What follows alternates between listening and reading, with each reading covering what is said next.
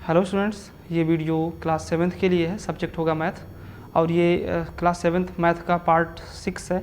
ठीक है, अभी हम काफ़ी छोटे छोटे वीडियोस बना रहे हैं, इसलिए आज ज़्यादा पार्ट हो गए हैं। तो क्वेश्चन नंबर 10 हमको करना है। क्वेश्चन नंबर 10, इसमें सबसे ज़रूरी है कि आप अपनी बुक अपने सामने रखो, क्योंकि हम यहाँ पे ये बड़े बड़े पार्ट हैं, इनको लिखेंगे नहीं, हम सिर्फ पढ़ देंगे। आप अपनी बुक से मिला मैच कराते जाना। क्वेश्चन नंबर 10, पेज नंबर 18 आप ओपन करो। Question number 10, for each of the following statements right true और फॉल्स। यहाँ पे स्टेटमेंट है, आपको ट्रू और फॉल्स करना है। आप ये सब करते आए हो। तो पहला स्टेटमेंट क्या है, देखो ये काफ़ी इंपॉर्टेंट क्वेश्चन है, इसमें आपको काफ़ी जानकारी मिलेगी।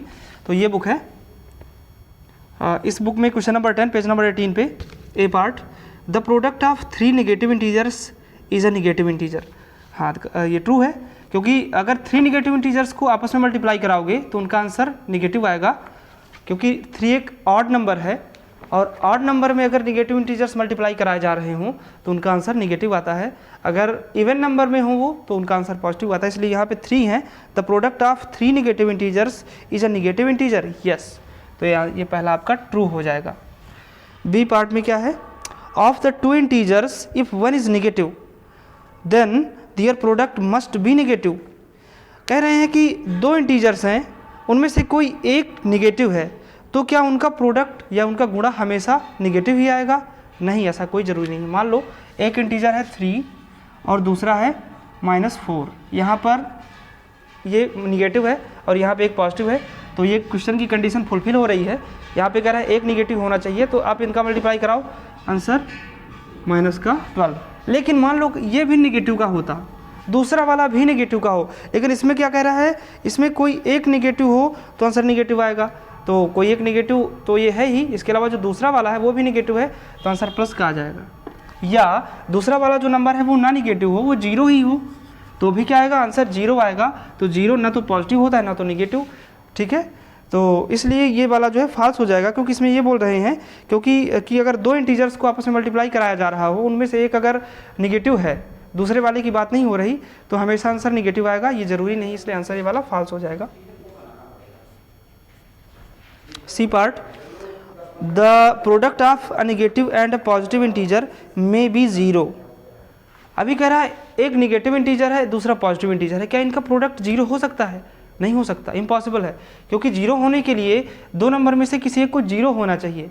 ठीक है, जबकि आप जानते हो कि कोई भी नंबर है -3 × 0, ऐसे करोगे तो आंसर 0 आएगा। अगर यहाँ पे 0 के अलावा कोई दूसरा डिजिट है, +4 है मान लो, या -4 हो, तो आंसर कभी भी 0 नहीं आ सकता। ठीक है, तो ये वाला सी जो पार्ट है ये वाला भी फॉल्स हो जाएगा, क्योंकि मल्टीप्लिकेशन का आंसर 0 आने के लिए जिन 2 नंबर्स को मल्टीप्लाई कराएगा उनमें से किसी एक को 0 होना ज़रूरी है। ठीक है, इसका D part, if a is greater than 1। D में क्या है, ए कोई एक इंटीजर होगा जो 1 से बड़ा है। ठीक है, 1 से बड़ा इंटीजर है, इसमें से हम किसी दूसरे इंटीजर को गुणा करा रहे हैं, इसमें हम किसी दूसरे इंटीजर से मल्टीप्लाई कर रहे हैं बी से। तो क्या if a is greater than 1 then there is no integer b such that a into b is equal to b into a is equal to B.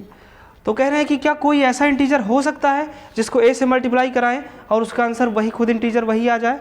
नहीं हो सकता, क्योंकि ये 1 होता तो 1 में आप किसी भी नंबर से मल्टीप्लाई कराओ तो वही नंबर आ जाता है। लेकिन अगर जब ये 1 से ज़्यादा हो जाएगा ये वाला, तो आप मल्टीप्लाई कराओगे तो आंसर उसका इस नंबर से ज़्यादा ही आएगा। जैसे मान लो ये 1.7 है, तो आप 1.7 में 5 को मल्टीप्लाई कराओगे तो आंसर 5 से ज़्यादा आएगा। ठीक है, 5 से मोर देन 5 आएगा।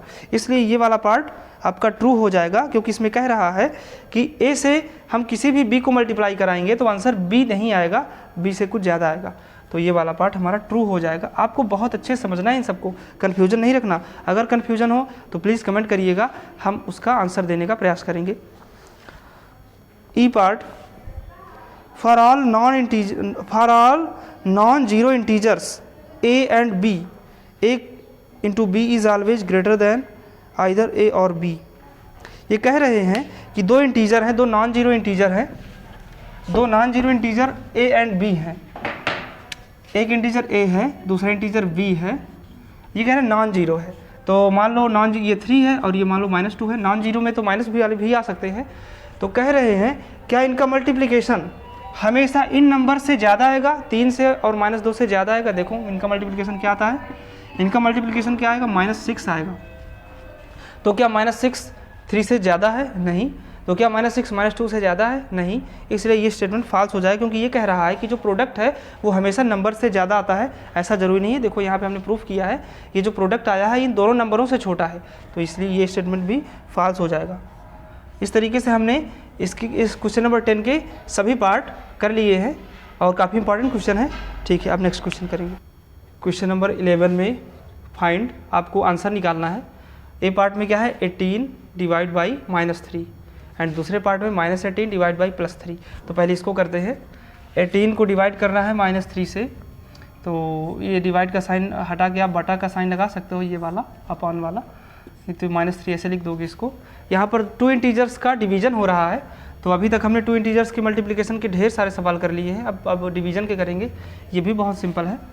तो देखो यहाँ पे न्यूमरेटर और डिनोमिनेटर दोनों में से एक बार माइनस आया है, एक बार माइनस का यूज हुआ है, तो ये माइनस रहेगा। अगर दोनों में माइनस आता तो माइनस कैंसिल कर सकते थे, तो ये माइनस रहेगा। अब यहाँ पे 3 से 18 कट रहा है, तो ये कितनी बार जाएगा, 6 टाइम्स। तो इसका आंसर क्या हो जाएगा, प्लस का 6 अपॉन माइनस का 1। ठीक है, तो अपॉन में बटे में 1 लगा हो तो इस 1 को हटाया जा सकता है, और ये माइनस साइन आप एक बार यूज करो, चाहे न्यूमरेटर में यूज करो चाहे डिनोमिनेटर में यूज करो। तो यहाँ पे डिनोमिनेटर में लगा है, हम इसको -6 अपॉन 1 लिख सकते हैं, और अपॉन 1 को हम हटा सकते हैं। इसका सिर्फ आंसर क्या आ जाएगा, -6 इसका आंसर आ जाएगा। ठीक है, बटे में 1 लगा हो तो उसको हम हटा सकते हैं। ठीक है, तो इस तरीके से कर देंगे। इसमें देखिए, इसमें -18 है, -18 अपॉन 3। यहाँ पर न्यूमरेटर में माइनस का साइन है, प्लस डिनोमिनेटर में नहीं है, तो ये माइनस का साइन बना रहेगा। 3 से इसको ऐसे सिंपल काट दो, तो ये -6 अपॉन 1 आएगा, तो अपॉन 1 को हटा दोगे -6 हो जाएगा। देखो ये जो माइनस साइन है ये एक बार लगा हो तो इसे न्यूमरेटर में या डिनोमिनेटर कहीं भी आप लगा सकते हो। अगर डिनोमिनेटर में लगा हो तो आप उसको न्यूमरेटर में लगा सकते हो। यही होता है स्टैंडर्ड फॉर्म, क्योंकि स्टैंडर्ड फॉर्म में कभी भी डिनोमिनेटर में माइनस नहीं आता, इसलिए जब डिनोमिनेटर में माइनस हो तो आप उसको न्यूमरेटर में लगा देंगे, इससे कोई फ़र्क नहीं पड़ता। तो दोनों का आंसर -6 ही आएगा। अभी देखो यहाँ पर दोनों में माइनस है, -18 डिवाइड बाई -3, तो इसका क्या है, -18 अपॉन -3, तो ये माइनस माइनस कैंसिल हो जाएगा। अब ये माइनस माइनस कैसे कैंसिल हो जाएगा, आप पूछ सकते हो कि सर ये माइनस कोई गिनती थोड़ी है कि जो कट जा रही है, तो ये कैसे कैंसिल होगी। तो इसका मैं बहुत बार बता चुका हूँ। आप मान लो कि हम न्यूमरेटर और डिनोमिनेटर दोनों में से किसी सेम नंबर -1 से मल्टीप्लाई करा रहे हैं। आप भी जानते हो कि न्यूमरेटर और डिनोमिनेटर दोनों में किसी सेम नंबर से मल्टीप्लाई कराने पर कोई फर्क नहीं पड़ता, आंसर वही रहता है। तो देखो यहाँ पर क्या होगा, वो जो सेम नंबर है वो -1 है, तो -1 इंटू -18 प्लस का 18 और -3 इंटू -1 = 3। तो देखो दोनों ओर माइनस लगा हो, न्यूमरेटर में भी माइनस हो डिनोमिनेटर में माइनस हो, तो उस माइनस को हटा सकते हैं, इसीलिए मैं ऐसे माइनस माइनस काट देता हूँ। तो यहाँ पर क्या बना, ये -18 अपॉन -3, ये माइनस माइनस कैंसिल हो गया, क्या बन गया 18 अपॉन 3। अब यहाँ से आंसर आ जाएगा प्लस का 6/1 = 6, इसका 6 आंसर आएगा। ठीक है, तो आपने तीनों टाइप के देख लिए। जब यहाँ पे माइनस डिनोमिनेटर में था, न्यूमरेटर में प्लस था, यहाँ पर न्यूमरेटर में माइनस था, डिनोमिनेटर प्लस का था, और यहाँ पर न्यूमरेटर और डिनोमिनेटर दोनों माइनस के थे। क्या सिचुएशन बनती है, कैसे उसका सॉल्वेशन आता है, कैसे हल करते हैं, ये सब हमने देख लिया यहाँ पे। अब एफ पार्ट में 0 से डिवाइड कर, जीरो को डिवाइड करें किसी नंबर से। 0 को डिवाइड आप चाहे पॉजिटिव नंबर से करो या निगेटिव नंबर से, आंसर हमेशा 0 आएगा। 0 अपॉन -12 = 0। 0 को आप कभी भी डिवाइड करोगे आंसर 0 आएगा, क्योंकि 0 है।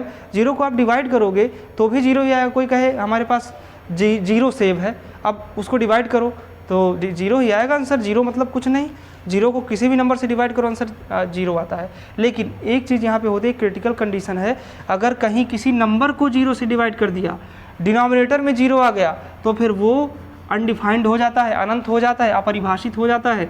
इसलिए कभी भी डिनोमिनेटर में 0 नहीं आना चाहिए। लेकिन जो हमारा क्वेश्चन था उसमें 0 न्यूमरेटर में है, देखो ऊपर है, 0 को डिवाइड किया जा रहा है, तो यहाँ पे आंसर 0 आएगा। इस तरीके से हमने डिवीज़न सीख लिया। इंटीजर्स को डिवाइड करते टाइम माइनस में क्या होता है हमने ये सीखा। तो ऐसे ही सारे क्वेश्चंस हैं। तो इस क्वेश्चन नंबर 12 के सारे पार्ट आपको करने हैं, क्वेश्चन नंबर 11 के सारे पार्ट आपको करने हैं, क्वेश्चन नंबर 13 में भी आपको ये ट्रू फॉल्स का है, इसको भी खुद से करना है, ठीक है, ये आपका होमवर्क है। क्वेश्चन नंबर 14, 15 आप इनको करना चाहो तो कर लेना, क्योंकि हमने अभी पावर को समझ लिया है। क्वेश्चन नंबर 14 में पावर का यूज हो रहा है, क्वेश्चन नंबर 15 में भी पावर है। तो अगर आप इन दोनों क्वेश्चन को करना चाहो तो करना, नहीं तो नेक्स्ट पार्ट में हम इनको करेंगे और फिर हम नया चैप्टर स्टार्ट करेंगे, अगला चैप्टर फ्रैक्शन, क्योंकि इस एक्सरसाइज से ये जो है चैप्टर क्लोज हो जाएगा, ख़त्म हो जाएगा, ठीक है। तो ये वीडियो यहीं तक, और बाकी के बचे हुए सवाल आपको खुद से करना है, अटेम्प्ट करने का कोशिश करिए। अगर कोई सवाल ना आए तो आप हमसे पूछ सकते हैं। Thank you.